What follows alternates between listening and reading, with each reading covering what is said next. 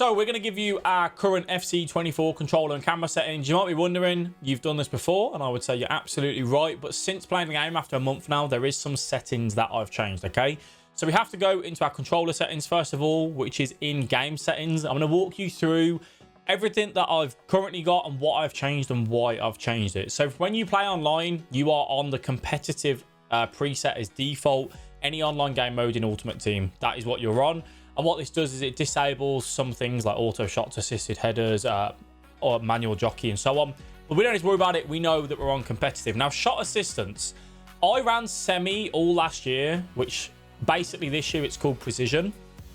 It is so good. And you might be wondering, well, what is precision shooting?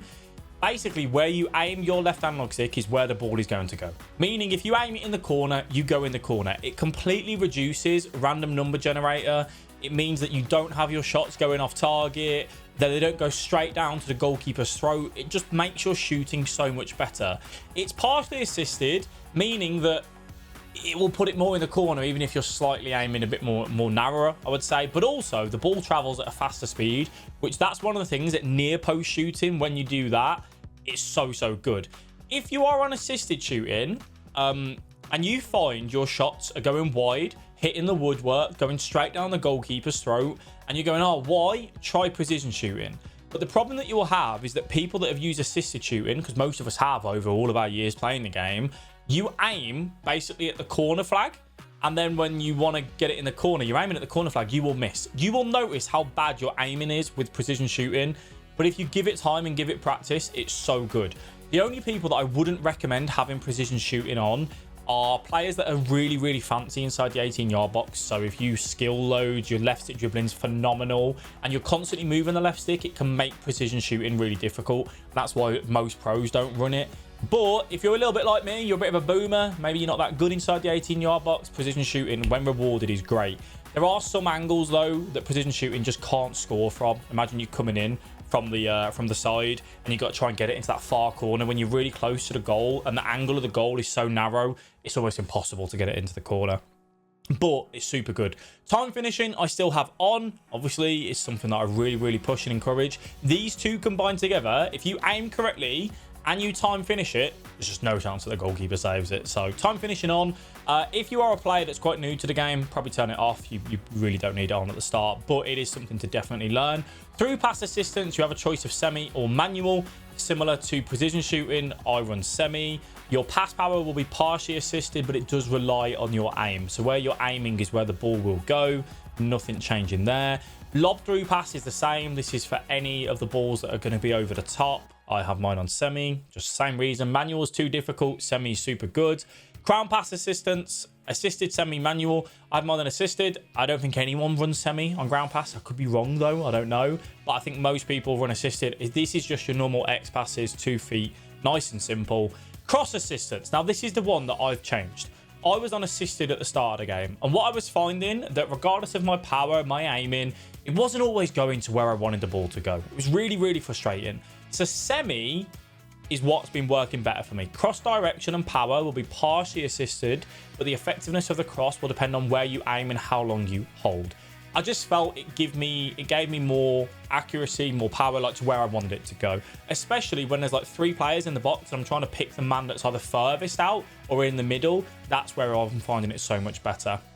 Lob pass assistance is also the same. So you can have this on as assisted, but what I was finding here, I'm trying to go for some switches with square, and regardless of my power, it's going to the man that's closer. It's going to the man that's not where I want. So lob pass assistance on semi is the same sort of logic behind cross assistance on why I run that. If you find these passes aren't going to where you want, try it on semi, okay? Pass receiver lock. So how do we have this? This is animation start, power up, and late. This is when you press pass. How late can you change where you aim your stick to where you want to pass to? So say if we're here and we've got a player here and here that are the same power direction away, if we have it on animation start, it basically means as soon as you press pass and aim here, that's where the ball's going to go. If you have it on power up, if you do it on power up, as soon as you aim, it's going there. Animation start means when the player starts the animation to kick the ball, that's when it locks in, and regardless of if you change to this other player, it won't change. Late, though, means I could press X, pass to this player, aim my stick there, and then before I even kick the ball, you know, about half a second before you even go for it, you could change to this player, move your left stick, and it will now pass to that player. It's bailout passes is what I call them, where that lane's no longer on and you quickly need to change it. I have mine on late for that purpose because I don't want to be locked into a pass. What could be better, though, instead of using late, is probably cancelling your passes with R2, L2. But again, I'm not good enough for that. Precision pass sensitivity, I've not changed this. This is still on normal, only because I don't use the precision passes. So I've had no need to change these. Precision passes, I'm really not that much of a fan of. Clearance assistance for me is on classic. This basically means this is when you press circle to get rid of the ball. You just want to clear it. You just want to go. No matter where I'm aiming, no matter what I'm doing, it will just get the ball gone. If you have it on directional, it means that it will try and aim the clearance to where you've aimed, basically. I don't want that. If I'm pressing circle to clear, I just want it gone. The game will find the quickest animation to get the ball gone, and that's why I run that. Advanced defending, this is something that I spoke to you about in the previous video, and I've spoke about it so many times in other videos. Tactical is default, and tactical is basically what you're used to in previous years of the game. And then advanced defending is a new feature that they've added in. And what it gives you the ability to do is to hold X to shoulder barge when you're shoulder to shoulder. If you remapped any of your buttons, you can't have this. So say if you have like X to contain or something like teammate contain, you can't change that, which is a little bit annoying. But advanced defending for me is so effective. If you're struggling with the byline drives, if you get shoulder to shoulder someone, you can now just shoulder barge them off the ball. With tactical though, when you can do the same, like, you know, you can try and shoulder barge, but the difference is that you have to press circle and the game will choose one of three things: a pathetic shoulder barge, a tug of the shirt, or a tackle. It contextually decides based on what the game thinks is right. That's why I go advanced defending. It doesn't change what's happening in the jockeying department, or if you're stood up and if the player's going to get an automatic kind of tackle. That's still all the same. It is literally just you take away the ability to contextually decide to put it onto yourself to hold X. We've done defending videos on it, so go and have a look at them should you wish to. Pass block assistance is obviously on, as always. There's no need to change that.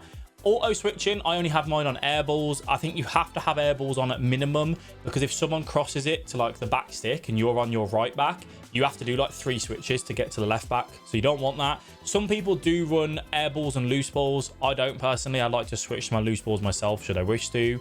And then for players that are brand new to the game, you can run automatic. But if you're probably watching this, you're probably not brand new. So we're good there. Auto switch move assistance. What does this do? If you feel like your players are stuck in the mud, if you have it on high, that'll be why. Basically, when a through ball comes through, when you've got a defender running, so say if this is Van Dijk running here, if a through ball comes through, Van Dijk is already on a predetermined path. When you then switch to Van Dijk, if you have it on high for like the next half a second, he will carry on running on that predetermined path, regardless of where you're aiming your left stick. If you have it on none, as soon as you switch to him, if you then point your stick this way, he changes into that path straight away. I like low because it still has that little bit of like predetermined path, and then it responds to your input. While as none, I find can be a little bit too unforgiving at times, where you kind of like auto switch and then you're pointing your left stick the other way and your player just yeets out of position. So I have it on low for that reason. Right stick switching is classic and player relative.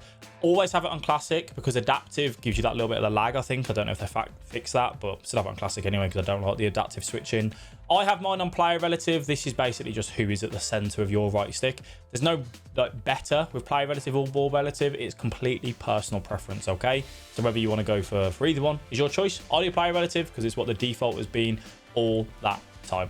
Right stick switching sensitivity, I have mine on 8. This is the big setting that I really recommend you to change. It's on 4 by default, if I remember correctly. And I did a video on this explaining how I never understood right stick switching, where basically it's assisted. Meaning, if you flick to a player and the game goes, oh no, I don't want you to go there, it thinks the other player is better. The lower the number, the more assisted the right stick switching is. The higher the number, the less assisted it is. 10 was too, like, manual, really. And 8's my sweet spot. But if you're struggling with right stick switching, this is the setting that you need to tinker with. Again, there's no, oh, this is the perfect one, do this. It's personal preference. Some people prefer 2, some people prefer 4, some 8. But if you're like me and you go for some switches that maybe the game doesn't think is logical, but you know it is, try a higher number, okay? Next player switching is Classic. This is the one that I've been tinkering around with. Classic's what I've just stuck with. This is basically when you press L1, who is it going to change to? I originally have tried goal side. I've tried closest to the ball, and Classic's what I've stuck with. The reason why I stuck with Classic is because it's what I'm used to from previous years, because that was the only setting that you had. What is goal side means the L1 switch will always be the player that's goal side, and theoretically closest to the ball. And then closest to the ball means it will grab someone that's not even goal side, but they would, be the closest to the ball, so it change to them. Classic's what I like. Player lock is on, because you have to use player locks if you want to develop on this game. It's something that I'm so like a big advocate of. Have that on. Icon switching is off. Don't change anything there. Orbit dribbling I have on. I'll be honest, I've not really used it on this game yet. I still can't find a time and a place where I think it's usable. But if anything changes there, I'll touch on it. Analog sprint is off. You don't want analog sprint on. If you're pressing the sprint button, it's because you want to get to sprinting speed at full time. People that will say, oh yeah, but then you can run at a half speed when you're jockeying. The whole idea of sprinting is to get up to that speed, be at that top speed. If you are like running the risk of overshooting, kind of when you're jockeying, you just come on and off the sprint button. You use it like a gas pedal, you don't like have it halfway, just up and down sort of thing. Trigger effect off, because we don't want any of the vibration, or making it feel like you're doing a workout when you are playing the game. People ask about this, so I'll go into this. These are my settings here because I don't have the player name above the head. Player name bar, large, player indicator fade on, have all of this off, hold to skip, blah, blah, blah, blah. I mean, you can just see here, I'm not going to do that. I change my net settings and people ask about that, so here you are. Tight, triangle, hexagon, scrolling lineup should be off, and that is that. And then, player performance widget. What is that, by the way? What is that? That's a new one. Oh, is that in the top right? Oh, okay, cool. Sorry, didn't know what that was. Single player, I use co-op or telebroadcast. Telebroadcast, I use 17.3, but co-op's what I've been using for 90% of my games, I reckon. Co-op, and then 15.10, far side focus 10, ball tracking speed 0, penalty area zoom 0, and then power shot zoom off. And that is my controller settings on FC24. I don't think anything will change here, to be honest. I'm pretty happy with everything is. If it does though, I'll let you know with a new video, but for now, that is it. If you need any further help on FC24, click the video up here and we'll guarantee you some more wins in FUT Champs.